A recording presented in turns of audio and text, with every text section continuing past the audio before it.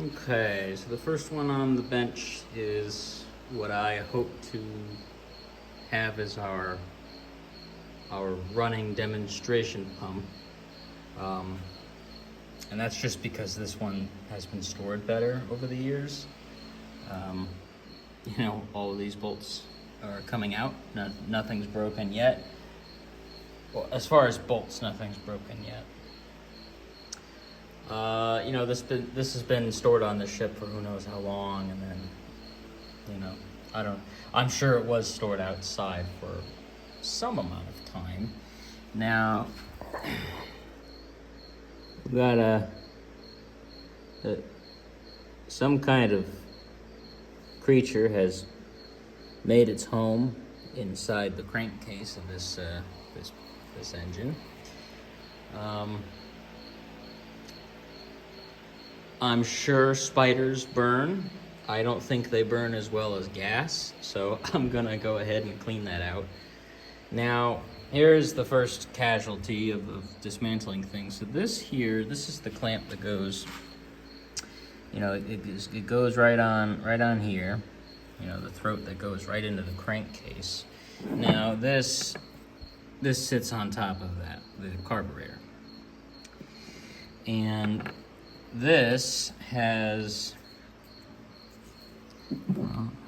how can I demonstrate this?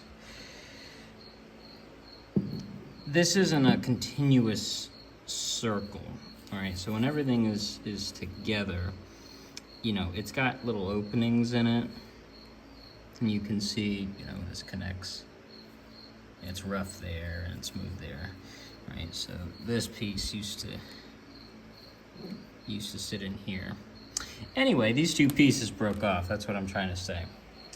And that's just fatigue over the years of, this guy just clamping down on this, and then that would actually bend the tabs and hold on to the throat here. Really not the end of the world. This is cast metal. I'm not going to be trying to weld this, but we've got other good carburetors, so I'm not that concerned. What I will probably do is just epoxy this back on, and we'll see how well that seals up. I'm sure it'll be just fine. Even if that's just in there, as soon as it's clamping down, it'll hold itself together. Now, another reason I liked this pump over the other one is it still has the stop button wires intact. Now, these wires just go down and they connect to the coils, and so when you hold the stop button, it grounds the two coils, and then it no longer makes spark, makes the engine shut down. We've got the suction end taken off, so we'll see if let me see if I can read this. It says National Aerofoam Suction Proportioner, National Foam System, Inc., Philadelphia, US.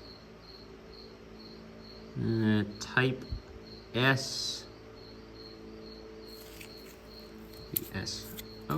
SP-1, serial 16710. Right.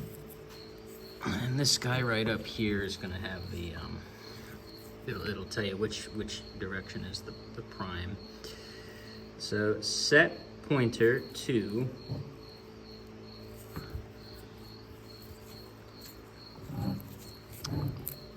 estimated water lift in feet for foam only. And so you see here, right here, it's got a 0. And so when you do that, right, so open. That's, well, heck, you can't see it, but it's open. So this would allow the foam to go all the way through. Now, if you wanted to prime it up, you know, the operating instructions, you would have this all the way closed. And this is the prime position. And then once it's running and sucking water, then you could open this up to introduce the foam from your canister into the stream that would run through the pump and then come out. So it's got 0, and then all the way at the end it says 10 and 20, so it's 0, and then you would just estimate, okay, well, this is probably 5 and 10 and 20. This looks fine. You know what I mean? I'm glad the tag is okay. I'm not even going to remove the tags. The other one had an issue where the tag had accumulated some gunk underneath it, and so that actually kind of drove it outward, and so when you would turn this, it would scrape along. No issues with that. Someone stuck a seal in here at some point. Nice to see. It even has the cover on it, which is cool. What this guy is missing though is the gauge. So this is the outlet on the pump, and there's 2 configurations for this. So that gauge would come out and coil down, and then the gauge would sit here, and then the other style, and it doesn't seem to be dependent on type Y or type NY pumps, because I've seen them both ways on both kinds of pumps, is there's a bracket here that holds the gauge out. Now I've got crickets in the garage, but also what I've got is the original gauge, and that's the configuration on this guy here. You'll notice down here there's no screws, there's no holes for screws, so this is where it's always been. This is a pretty basic shape, you know. I can make a rough approximation of that just using basic tools. I have a piece of sheet steel, so I may make another one, or I'll just steal this one. You know, I'm up in the air just using this as a parts engine, or just trying to get this running as well. Whatever the case, I would like the, I want the pump that's going to be for demonstration to be as complete and as nice looking as possible. Now, you know, things do happen because, you know, these pumps were made, they were used in the Navy from the late 30s up to 1970. So if you have a really young Navy pump, then it is a minimum 54 years old now. Now, the other guy that's back there you just looked at, that's got a tag of 1945. I don't suspect this thing is really any newer. You know, we can definitely just look at the serial numbers and, you know, try to determine, you know, what's what. But that's the state of things. So the next thing that I'm going to be doing is, so every bolt that comes out, I got to degrease it, and then I'm going to just chuck it in the ultrasonic cleaner.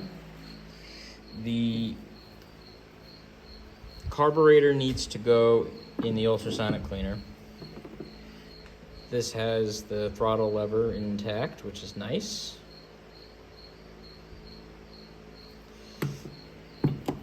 Let's see, do they keep this in the, so that's nice. So when they stored it, they actually shut the valve, the needle valve off, which is nice. So that's probably why the needle's actually relatively clean in there.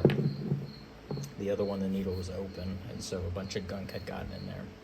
Now, if that was not the case, you take this loose, and then you would have access to poke a piece of wire through here and then up into the tube there, and then that way you can clean that out.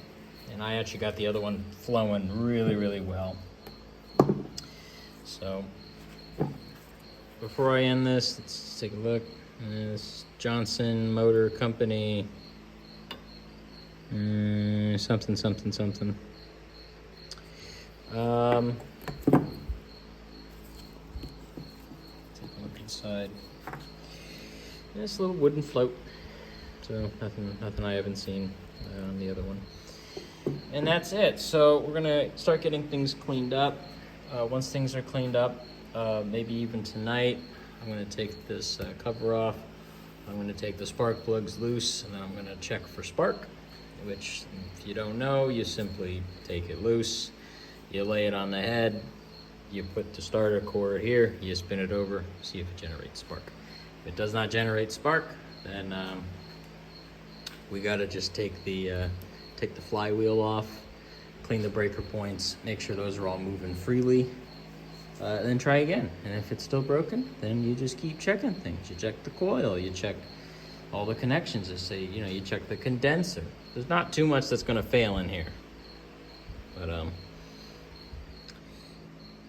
yeah, I'm just glad this thing's painted and not super rusty. All right, I've gone on long enough about this thing.